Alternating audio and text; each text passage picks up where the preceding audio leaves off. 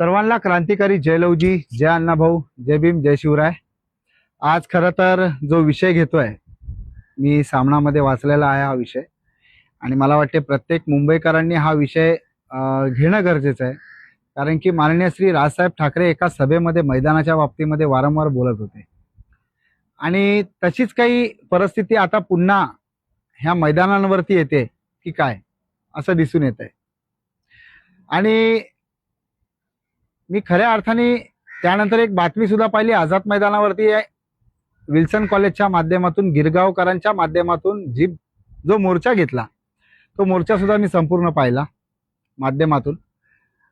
मला असं वाटते कुठेतरी ज्या पद्धतीने ह्या मुंबईला जी गुजरातमध्ये चाललेली म्हणजे संयुक्त महाराष्ट्र चळवळीचा जो लढा होता, हा जो लढा होता, ह्या लढ्याला खऱ्या अर्थाने कशा पद्धतीने आपण जिंकलोत, आणि आता कुठेतरी हे तुकडे तुकडे करून त्याच्यावरती परप्रांती बसायला लागलेत की काय अशी भीती वाटायला लागली। म्हणून माझी प्रशासनाला खास करून ते विनंती आहे की असं काही करू नका, कारण की तेव्हाचा उद्रेक आणि आताचा उद्रेक हा पुष्कळ पुष्कळ विचित्र होऊ शकतो। ही माझी नम्र विनंती। आणि राहिलाच विषय, आज मला मोरारजी देसाई आठवले, कारण की संयुक्त महाराष्ट्र चळवळीचा जो लढा आहे त्या लढ्यामध्ये जे 106 हुतात्मे झाले, साहित्यरत्न लोकशाहीर अण्णाभाऊ साठेंचा जो आवाज होता, शाहीर अमर शेखांचा आवाज होता,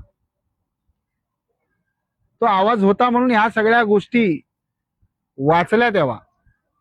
पण आता पुन्हा एकदा शाहिराची गरज आहे, आणि रस्त्यावरती येणारा मराठी माणूस त्याची देखील गरज आहे, कारण त्याशिवाय ह्या सगळ्या विषयाला आळा बसणार नाहीये, त्याला आपण कुठल्याही आधारावरती धरू शकणार नाही। कारण की सत्ता आपण एक हाती देतो नेहमी, ती एक हाती न देता कुठेतरी विरुद्ध बाकावरती सुद्धा विरोध करणारा हा मराठी माणूस तरी असला पाहिजे। क्रांतिकारी जय लवजी, जय अण्णाभाऊ।